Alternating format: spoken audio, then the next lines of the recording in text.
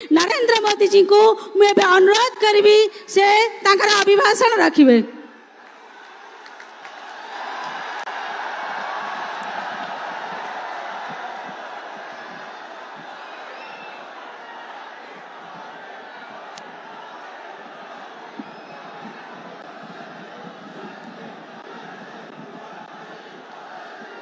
जय जगन्नाथ, जय श्री राम, जय श्री राम। एठी उपस्थित भाई और भौनी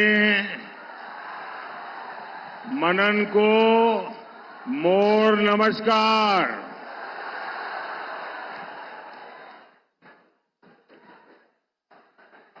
मैं देख रहा हूं यहां एक माता जी एक छवि लेके आई है। इस उम्र में भी वो कब से ऐसे ही खड़ी है। मां, मैं आपको प्रणाम करता हूं।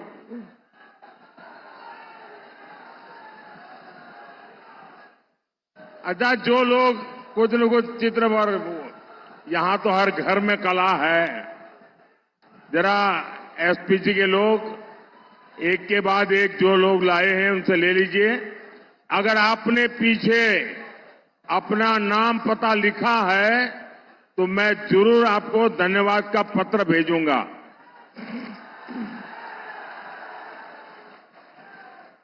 सबसे ले लीजिए, बड़े प्यार से लाए हैं। वहां पीछे भी बहुत लोग हैं। अगर यहां के सिक्योरिटी वाले मदद करके इन बच्चों को, अगर उनकी बड़ी इच्छा होगी मेरे तक पहुंचने की, जरा पीछे काफी बच्चे हैं जो बहुत कुछ अच्छे अच्छे चित्र बना करके ले आए हैं। ये कला का भी सम्मान है, ये नई पीढ़ी के प्रति मेरा प्यार भी है और मेरी नई पीढ़ी की जागरूकता का मुझे आनंद भी है। शाबाश।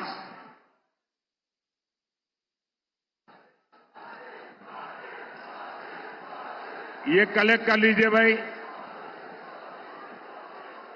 देखिए कैसा बढ़िया राम और लक्ष्मण को बना करके लाए हैं।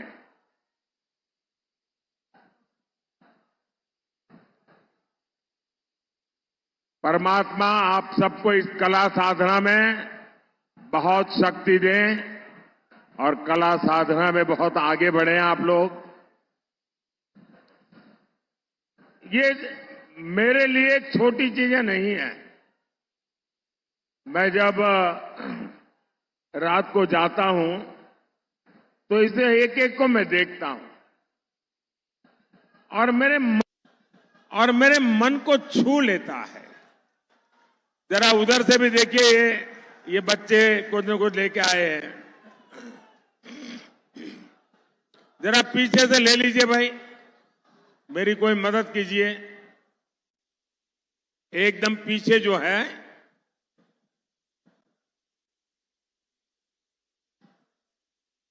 देखिए, ये प्यार मेरे जीवन में बहुत मूल्यवान है जी। मैं इस प्यार को कभी भूल नहीं सकता हूं। बोलिए भारत माता की, भारत माता की, भारत माता की। साथियों, 2024 का चुनाव कल शाम 5 बजे प्रचार अभियान समाप्त हो जाएगा। पूरे देश का चुनाव प्रचार अभियान समाप्त हो जाएगा। आज 2024 की मेरी जो चुनावी सभाएं रही हैं, उड़ीसा में भी अनेक बार आया हूं। आज उड़ीसा की मेरी ये आखिरी सभा है और ये सुखद है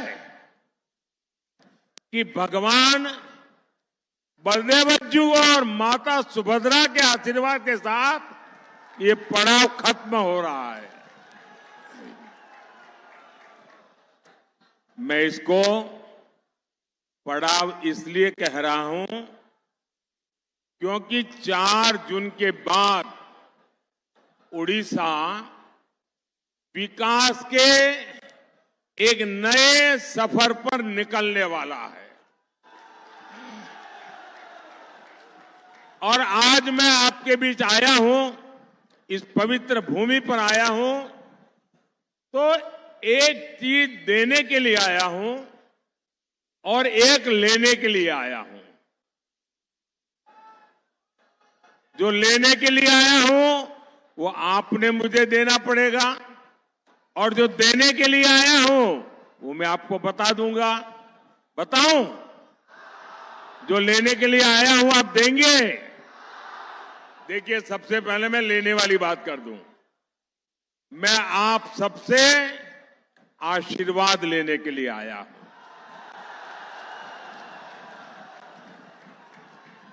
और मैं आपको देने के लिए आया हूं 10 जून का निमंत्रण। 10 जून को भाजपा का मुख्यमंत्री उड़ीसा में शपथ लेगा और भाजपा का मुख्यमंत्री वो उड़िया की मिट्टी में पला बड़ा यहीं का बेटा या बेटी होगा। साथियों, उड़ीसा उस टोली से मुक्ति चाहता है जो उड़ीसा सरकार और उड़ीसा की संस्कृति पर कब्जा करना चाहती है। और इसलिए उड़ीसा ने तय कर दिया है, उड़ीसा में डबल इंजन की सरकार। भाइयों और बहनों, ओडिशा ही नहीं, पूरे देश ने तीसरी बार एक मजबूत सरकार पर मुहर लगा दी है।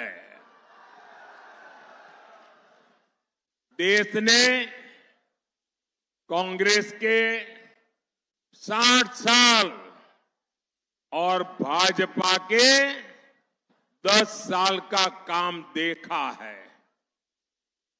10 साल पहले तक भारत में दुनिया के सबसे बड़े घोटालों की खबरें आती थी, लेकिन हमारे 10 साल में सबसे बड़े और सबसे ऊंचे निर्माण की खबरें आती है। आज दुनिया की सबसे ऊंची प्रतिमा स्टैच्यू ऑफ यूनिटी भारत में है। आज दुनिया की सबसे बड़ी ऑफिस बिल्डिंग भारत में है। एशिया के सबसे बड़े समुद्र सेतु में से एक अटल सेतु आज भारत में है। दुनिया की सबसे ऊंची टनल में से एक अटल टनल आज भारत में है।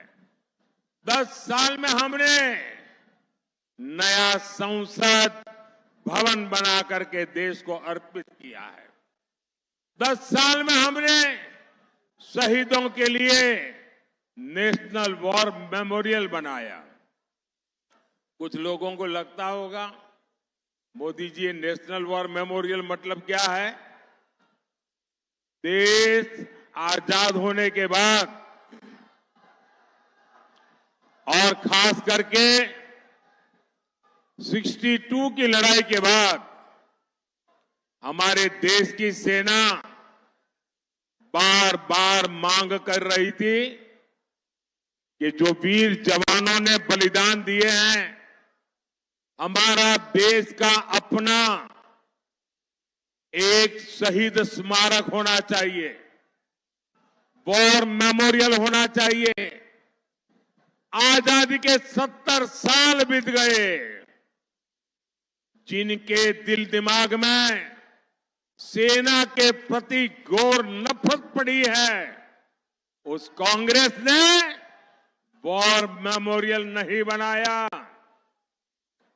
ये आपका सेवक जब दिल्ली पहुंचा तो मैंने काम तय कर लिया कि मैं देश के जवानों की शहादत का सम्मान करूंगा और आज वॉर मेमोरियल बन गया। 10 साल में हमने बाबा साहब आंबेडकर को समर्पित पंच तीर्थ बनाए। 10 साल में हमने भगवान बिरसा मुंडा का स्मारक बनाया। हमने दिल्ली में कर्तव्य पथ पर नेताजी सुभाष चंद्र बोस की प्रतिमा स्थापित की। हमने अंडमान के द्वीपों के नाम देश के परम वीर चक्र विजेताओं के नाम पर रखे। इन्हीं 10 सालों में देश को राष्ट्रीय शिक्षा नीति मिली। इन्हीं 10 सालों में अंग्रेजों की बनाई दंड संहिता की जगह भारतीय न्याय संहिता मिली। भाइयों और बहनों, ये लिस्ट बहुत लंबी है, लेकिन जो मैं बता रहा हूं ना, ये तो ट्रेलर है, ट्रेलर। आने वाले 5 साल तेज विकास के होंगे, भव्य निर्माण के होंगे। आने वाले 5 साल भारत को गुलामी की मानसिकता से मुक्त करने वाले होंगे। आने वाले 5 साल भारत की संस्कृति और सामर्थ्य से विश्व को सराबोर करने वाले होंगे। भाइयों और बहनों, 4 जून के बाद जो 6 महीने हैं, उसमें देश विकास की एक नई रफ्तार पकड़ेगा।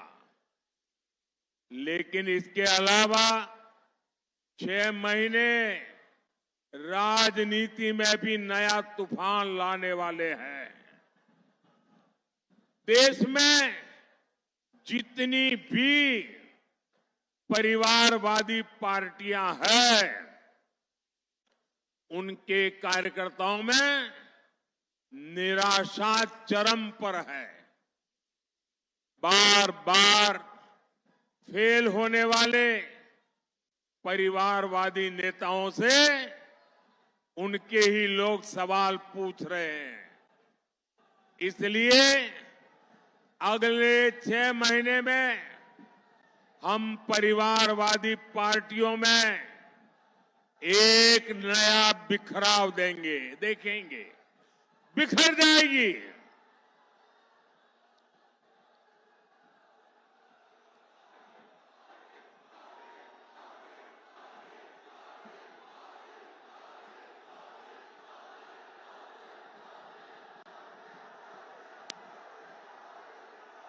जय श्री राम। साथियों, देश को तोड़ने का सपना देख रही पार्टियों को उनके कार्यकर्ता ही तोड़ देंगे। साथियों, उड़ीसा की राजनीति में भी नया भूचाल देखने को मिलने वाला है।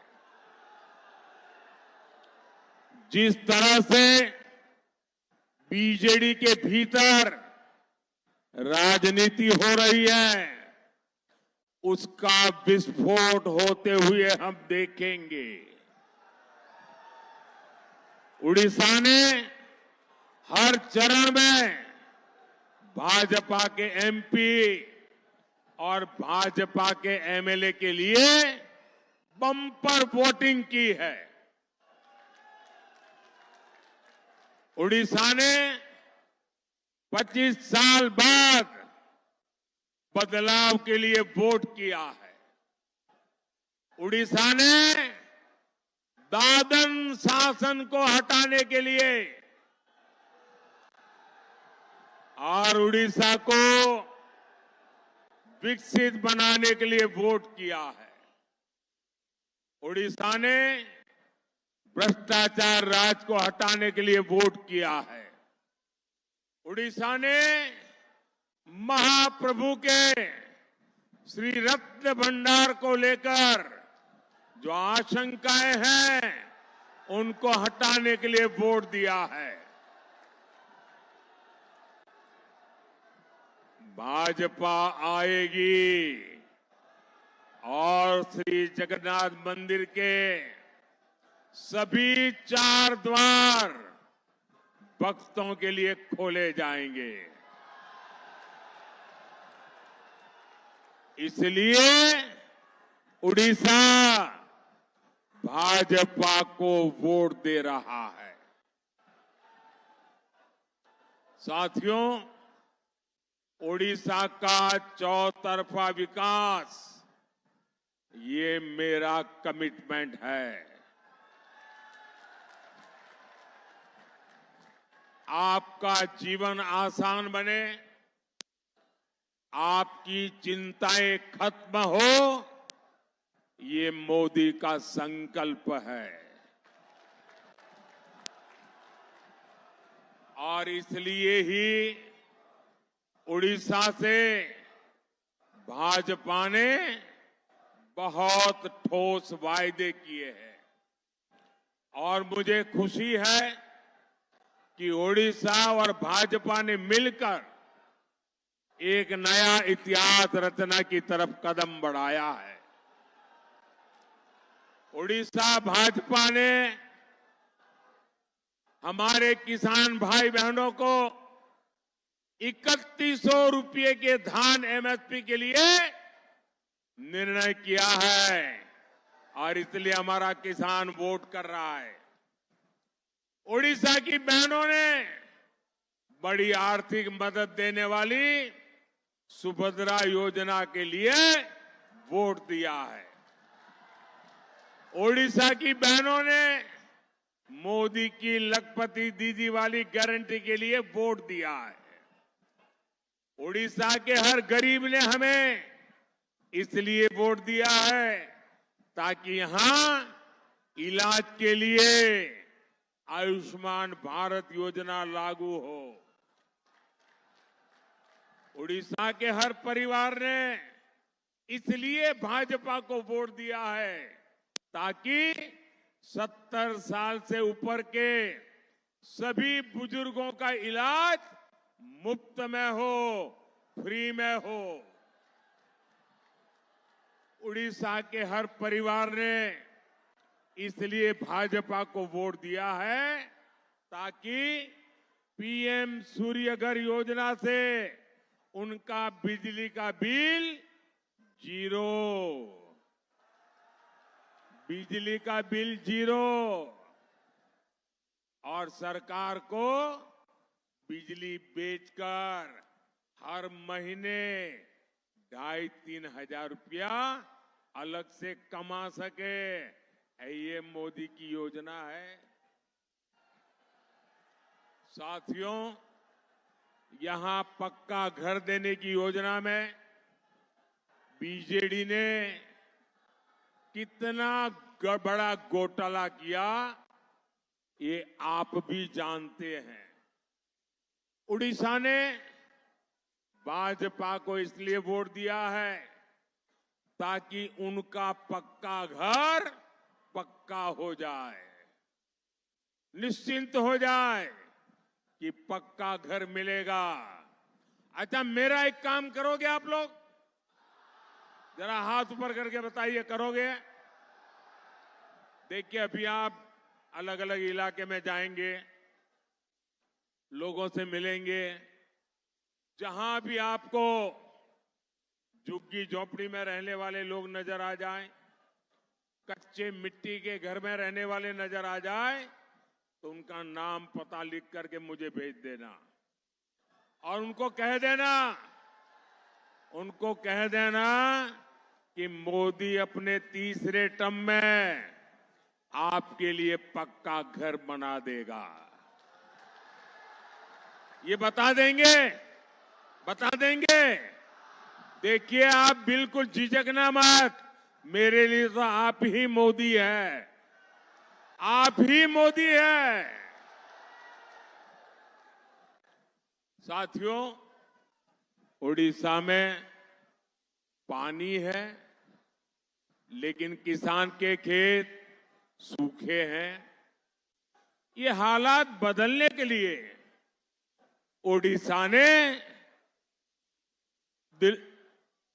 उड़ीसा में परिवर्तन के लिए वोट दिया है। मोदी दिल्ली से हर घर नल से जल देने में जुटा है। यहां सबको नल नहीं मिला। इस स्थिति को बदलने के लिए उड़ीसा वोट दे रहा है। उड़ीसा मोदी की मुफ्त चावल योजना में भी बीजेडी की लूट को खत्म करने के लिए वोट दे रहा है। उड़ीसा का किसान हो या नौजवान, बेटी हो या बुजुर्ग, हर कोई कह रहा है, उड़ीसा रे प्रथम थर है डबल इंजन सरकार। उड़ीसा रे प्रथम थर है डबल इंजन सरकार। उड़ीसा ने ठान लिया है, एक पद्मा दिल्ली के लिए और एक पद्मा भुवनेश्वर के लिए, क्योंकि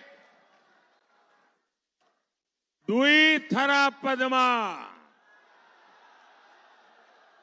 दुई थरा पद्मा दुई गुना विकास। आप बोलेंगे दुई थरा पद्मा, दुई थरा पद्मा, दुई थरा पद्मा, दुई थरा पद्मा, दुई थरा पद्मा। साथियों, आज मैं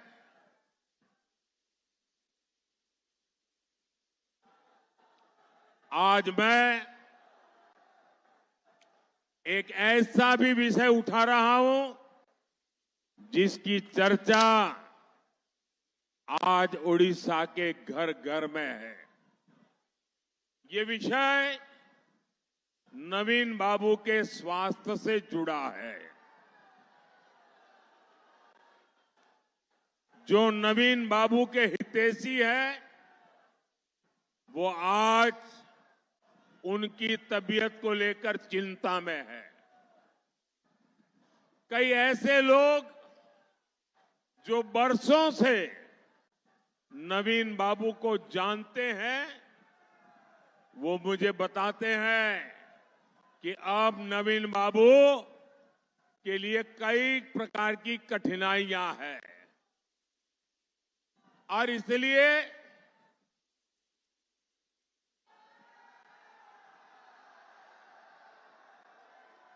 उनको कई प्रकार की कठिनाइयां हैं। इन लोगों को ये भी शंका है कि उनकी तबीयत बिगड़ने के पीछे कोई साजिश हो सकती है। शायद उम्र में वो मुझसे छोटे हैं, उम्र में मैं उनसे बड़ा हूं, तो लोगों को चिंता होना बहुत स्वाभाविक है। इस आशंका को लेकर बीजेपी बहुत गंभीर है।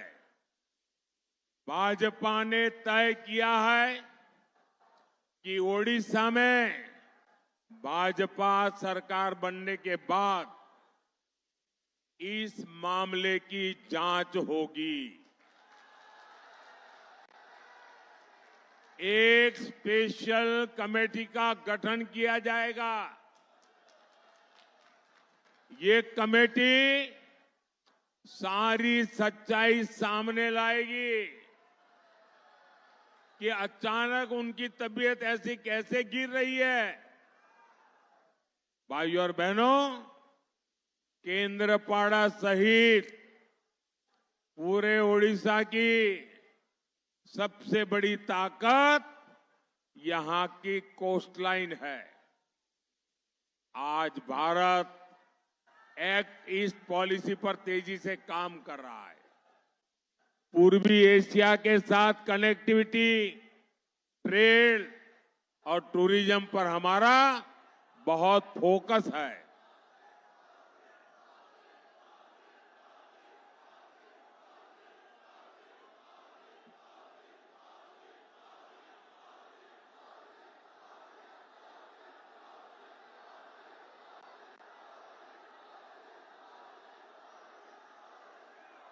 यह आपका अद्भुत प्यार 10 जून को क्या होने वाला है, इसका ये सबूत है।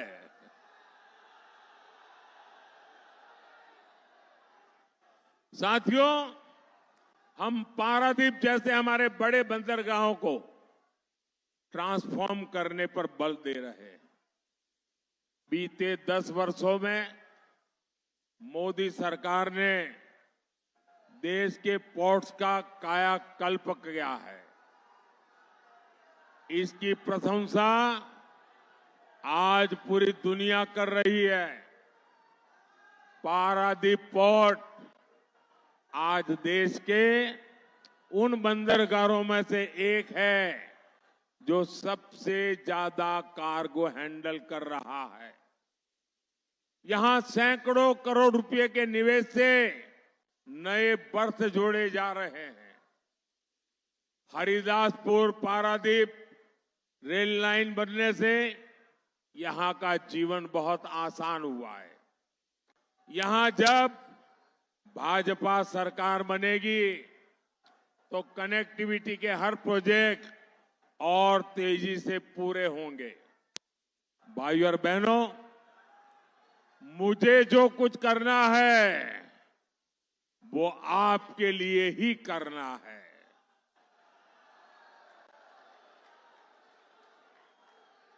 आप ही मेरी विरासत है।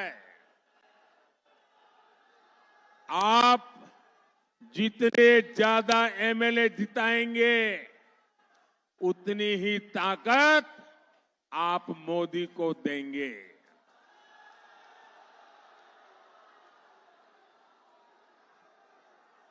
मैं हमारे जो एमएलए उम्मीदवार हैं उनसे आग्रह करूंगा, जरा आगे आ जाए सब। वहां सारे जो एमएलए के कैंडिडेट हैं, और आप मेरे मित्र बैजन जी को तो आप अच्छे से जानते ही हैं। ये बहुत कर्मठ और निष्ठावान इंसान है। इनको रिकॉर्ड मतों से विजयी बनाना है। और आप जब कमल पे बटन दबाएंगे ना तो ये सीधा मेरे खाते में जाएगा। तो भाजपा को जिताएंगे। अच्छा, मैं मेरा भाषण करने से पहले मैं 2 मिनट वहां जाकर के आता हूं, फिर मैं आगे अपना भाषण चलाऊंगा।